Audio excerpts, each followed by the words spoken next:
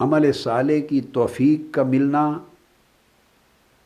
اور اس پر عمر بھر استقامت کا نصیب ہونا، یہ دو نعمتیں اگر یکجا ہو جائیں تو اس کے برابر کوئی نعمت دنیا میں نہیں ہے کہ کسی ایک عمل صالح کی توفیق نصیب ہو اور اس توفیق کے ساتھ اس پر استقامت نصیب ہو۔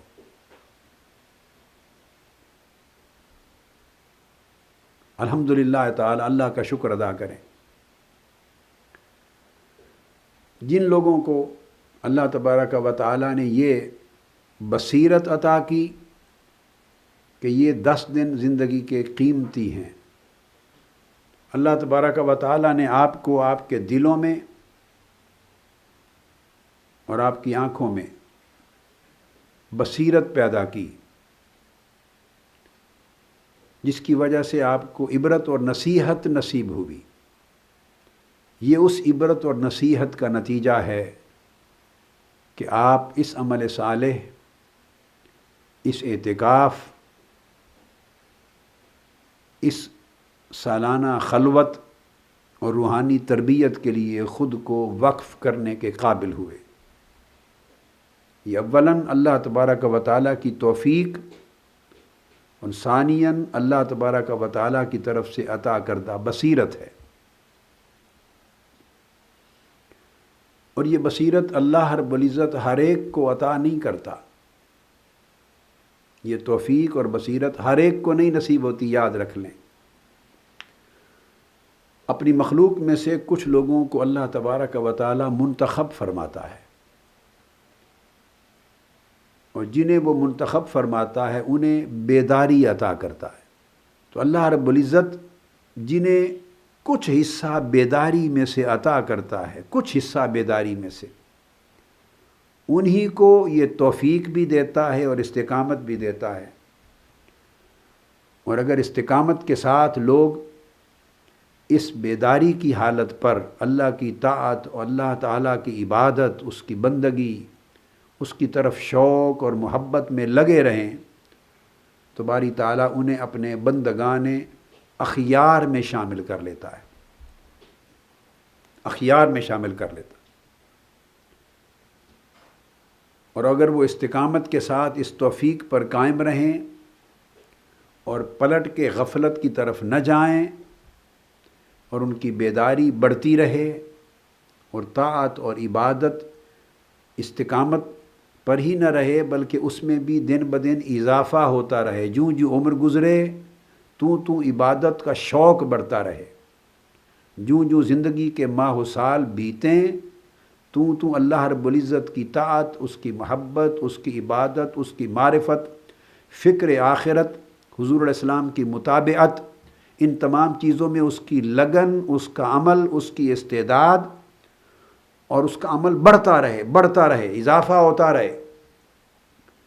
اگر اس طرح اضافے کے ساتھ چلے، یعنی ارادے میں کمی نہ آئے بلکہ اس کی قوت ارادے کی بڑھتی رہے اور عمل کی مقدار کم نہ ہو بلکہ بڑھتی رہے، تو بالآخر اللہ رب العزت ان بندوں کو اخیار میں سے اٹھا کے ابرار میں شامل فرما لیتا ہے، وہ اس کے عباد ابرار ہو جاتے ہیں۔ تو جو لوگ اللہ تبارک و تعالیٰ کی اس توفیق سے، نعمت سے ابرار ہوتے ہیں، ان کو اس دنیا میں زہد نصیب ہو جاتا ہے۔ اور زہد سے مراد یہ ہے کہ ان کی طبیعتیں دنیا سے بے رغبت ہو جاتی ہیں۔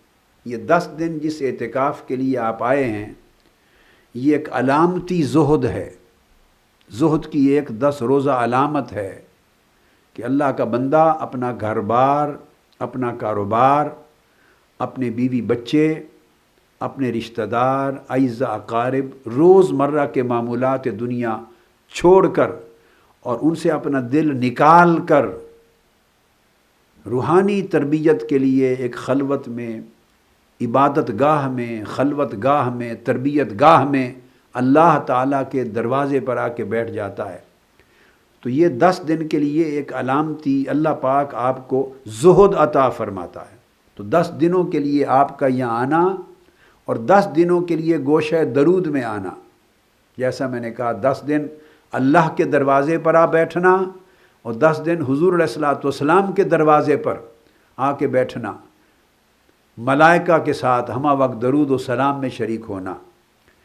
تو یہ جو لوگ اس پر استقامت سے عمل کرتے ہیں تو اللہ تبارک و تعالیٰ پھر راستہ کھولتا ہے۔ والذین جاہدوا فینا لنہدینہم سبلنا، جو لوگ کوشش کرتے ہیں، محنت کرتے ہیں، ریاضت کرتے ہیں، تگ و دو کرتے ہیں، ہمت کرتے ہیں اللہ کی راہ میں، تو اللہ پاک اپنے دروازے ان پر کھول دیتا ہے۔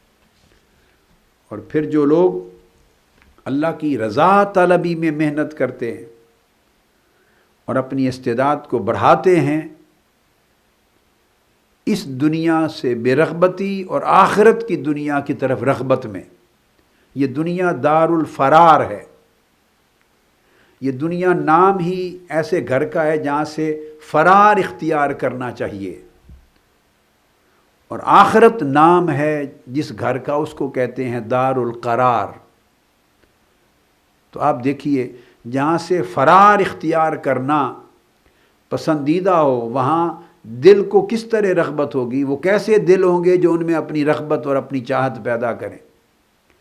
اور آخرت کا نام دار القرار ہے، تو اللہ والوں کو اور اللہ کی راہ کے مسافروں کو اور ان کی طبیعتوں کو تو قرار ہی آخرت کے سودے میں ملتا ہے اور ملنا چاہیے۔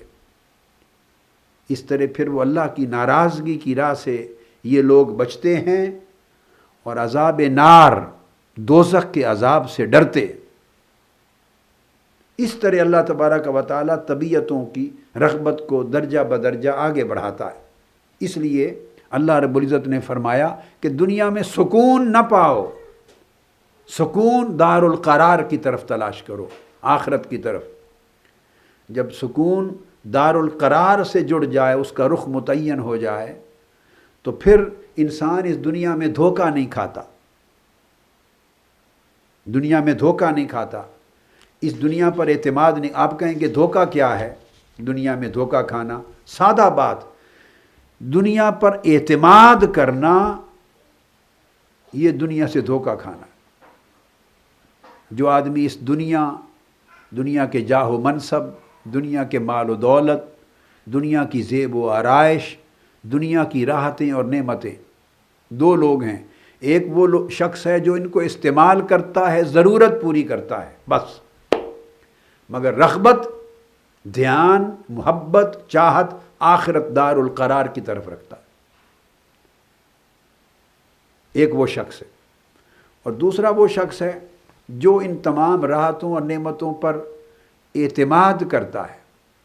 تو جب اعتماد کرتا ہے تو تب ہی ان کی طلب، حرص اور محبت دل میں بیٹھتی ہے۔ تو اگر کسی شخص نے دنیا کی طلب، حرص اور محبت اور چاہت کو دل میں بٹھا لیا تو اس کا مطلب ہے اس کو دنیا پر اعتماد کر بیٹھا، جبکہ دنیا اعتماد کی چیز نہ تھی، استعمال کی چیز تھی۔ اور یہ 10 دن جس کے لیے آپ آئے ہیں، یہ اس راہ پہ چلنے کے لیے اور اس آخرت کی رغبت اور اللہ کی محبت کو دل میں پیدا کرنے کے لیے یہ 10 دن ٹریننگ پیریڈ ہے۔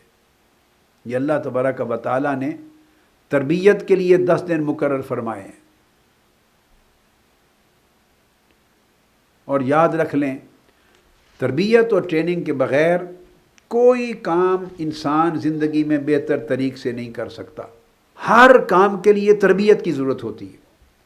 تربیت کے بغیر کوئی کام بھی کریں گے وہ اچھا امپیکٹ نہیں دے گا۔ اور انسان کے اندر یہ بھی ایک انسان کی طبیعت کو ایک دھوکہ ہے کہ وہ پڑھتا ہے تو سمجھتا ہے کہ اب تربیت کی حاجت نہیں رہی۔ یہ دو چیزیں یکسر مختلف ہیں، یہ بڑی اہم چیز ہے۔ ہم علم کو تربیت سمجھ لیتے ہیں، بس یہ بہت تعلیم کو تربیت سمجھ لیتے ہیں۔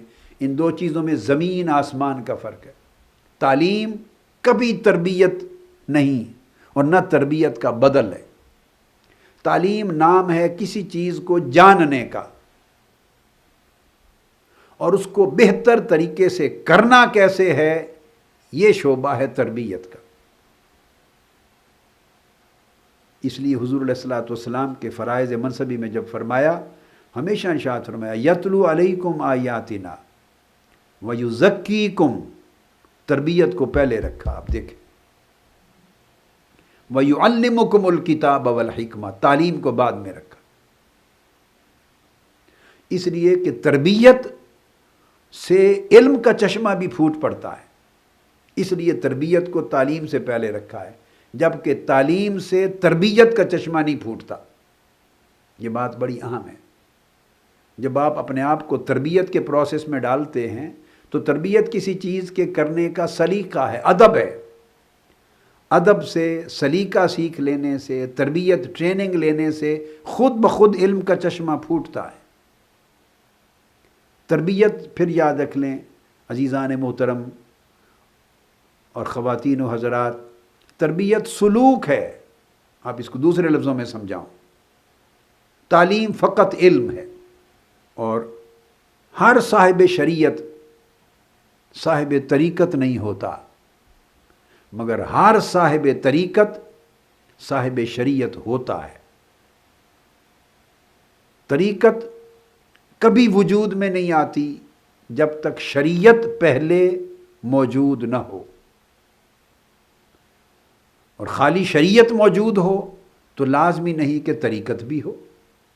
اس لیے حضور علیہ الصلوۃ والسلام کے طریق تربیت میں جن چیزوں کا تعلق تربیت سے ہے ان کا ذکر پہلے کیا، آپ ذرا غور کیجئے، اور علم کا ذکر بعد میں کیا۔ ان پر یہ رسول صلی اللہ علیہ وسلم اللہ کی آیتیں تلاوت فرماتے ہیں تاکہ آیتوں کا نور ان کے قلب و باطن پہ وارد ہو اور انہیں خبر ہو، اس سے یکزا بیداری پیدا ہوتی ہے۔ یتلو علیہم آیاتہ سے، تلاوت آیات سے بیداری کا راستہ کھلتا ہے، تو تربیت کا پہلا قدم بیداری ہے۔